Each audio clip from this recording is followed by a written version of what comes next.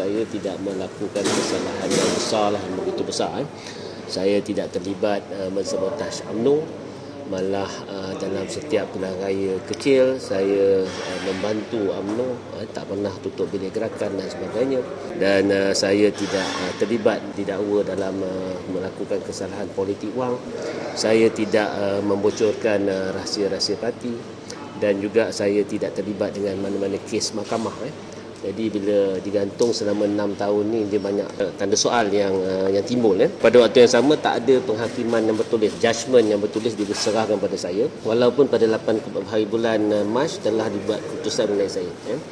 Dan yang dimaklumkan kepada saya hanyalah pertuduhan, iaitu saya telah memfitnah Presiden, mengkritik Presiden secara terbuka dan memberikan gambaran negatif terhadap lembaga disiplin, dan ketiga tuduhan ini tidak dapat dibuktikan. Dan saya telah jawab secara berfakta semasa saya berhadapan dengan anggota tribunal pada 1 bulan Mac 2021. So dalam surat rayuan tu saya tuliskan bahawa saya maklum bahawa MKT hanya mengesahkan keputusan lembaga disiplin tanpa mereka diberi peluang untuk membaca pun sebenarnya hujah-hujah saya. Dan lebih malang lagi, sebenarnya saya dimaklumkan bahawa dalam mesyuarat tersebut ada anggota Majlis Kerja Tertinggi yang memberi gambaran seolah-olah ini adalah isu dalaman bahagian, sehingga menyebabkan ramai ahli Majlis Kerja Tertinggi yang tidak mahu campur, dan menyebabkan mereka mengesahkan. Itu pun tidak ada, saya dimaklumkan tidak ada undian yang dibuatlah terhadapnya. So saya nyatakan dalam rayuan saya bahawa lembaga disiplin kita sebenarnya sejak dulu lagi ada pertikaian. Dulu ada kes-kes yang sama, contohnya politik wang, tapi diberi hukuman yang berbeza. Yang rapat dengan pemimpin, Presiden, Perdana Menteri hanya diberi amaran, sedangkan ada ahli yang digantung, dilarang bertanding, dan sampai digantung sehingga 6 bulan. Ini ada menyebabkan pertikaian terhadap keputusan lembaga disiplin. Dan saya maklumkan juga dalam surat rayuan saya bahawa lembaga disiplin yang hari ini juga tidak sunyi daripada kita kata kelemahan, termasuklah ia tidaklah begitu teratur. Mungkin sebab dia tidak diketuai oleh orang yang ada latar belakang undang-undang. Antara kelemahan yang saya bagi tahu dalam surat rayuan saya adalah lembaga disiplin tu sewaktu mereka mengadakan sesi tribunal, tiada prosedur bertulis yang boleh dirujuk oleh orang kena tuduh seperti saya, dan tiada prosedur bertulis diberikan kepada saya terlebih awal. Jadi kalau saya masuk sebenarnya dalam keadaan saya tak tahu apa yang akan berlaku. Dan lebih malang lagi, dimaklumkan bahawa apa yang keluar daripada mulut pengerusi itulah yang dikatakan prosedur tribunal. Kedua, hak-hak orang kena tuduh tidak dinyatakan dengan jelas dan dinafikan.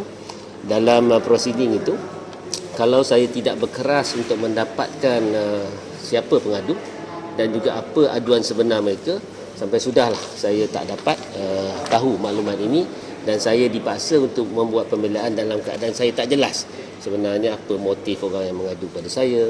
Saya tak berapa jelas apa sebenarnya aduan sebenar. Jadi saya hanya mengagak-agaklah apa yang diadu. Jadi ini lebih kurang macam membuka ruang kepada saya untuk diserang hendap. Ketiga, tidak ada penghakiman, judgement yang diserahkan kepada saya selepas keputusan buat. Dan keempat, seperti yang semua tahu, hukuman yang tidak wajar dijatuhkan sampai 6 tahun atas kesalahan apa saya pun tak tahu. Jadi macam mana mereka arrive to that decision pun saya tidak faham.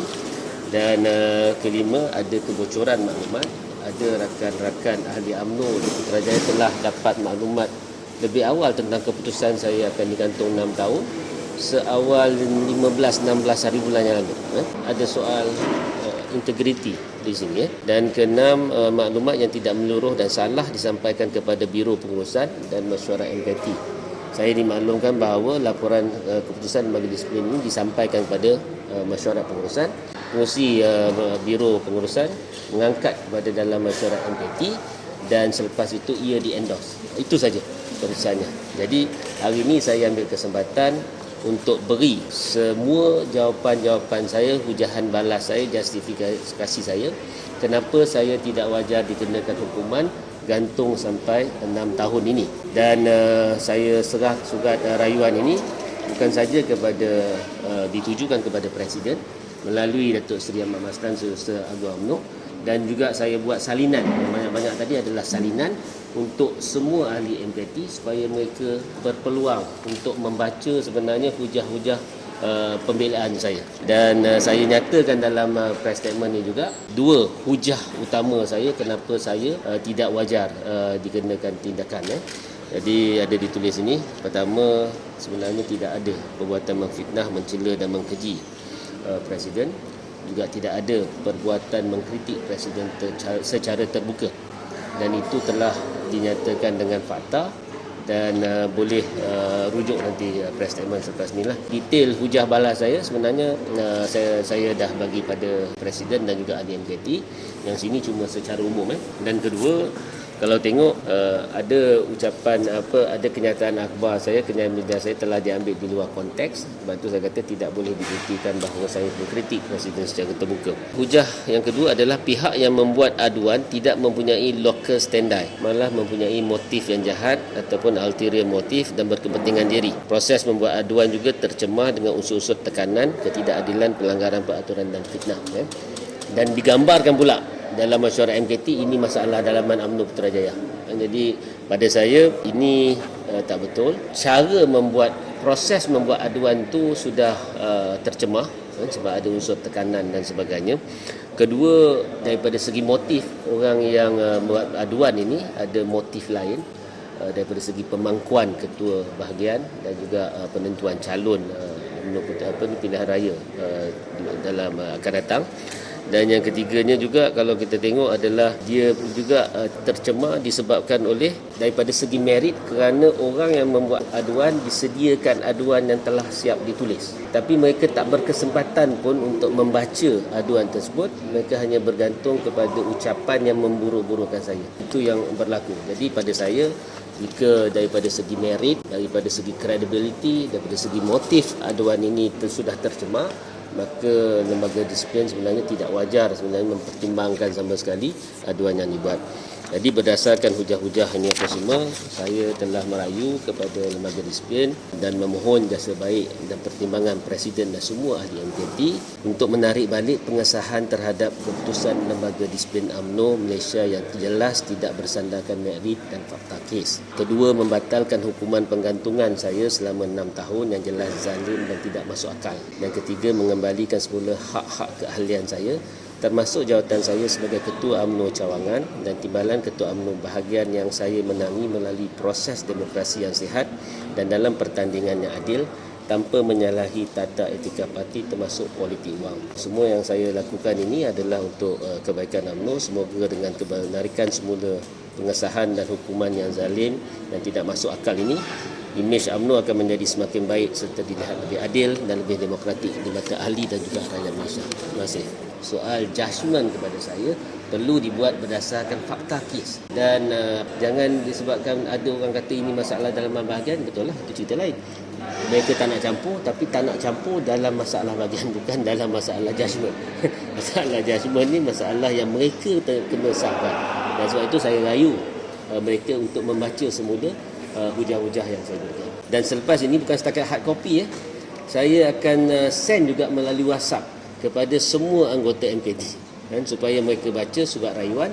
Yang kedua, mereka baca hujah-hujah balas pembelaan saya. Saya akan follow up sekali lagi dalam masa 2 minggu. Yang penting pada saya, ahli UMNO perlu ambil opportunity ini, peluang ini untuk menunjukkan kepada ahli dan rakyat bahawa mereka bersikap adil dan mereka bersifat terbuka dan demokratik dalam menerima pandangan berbeza daripada ahli UMNO. Cara kita mengendalikan pandangan ahli UMNO dan juga rakyat sudah berbeza. Jangan kita guna kaedah yang autokratik, kaedah yang lama, sebab ini akan memberikan persepsi yang negatif terhadap parti dan juga peluang kita untuk memenangi pilihan raya yang akan datang.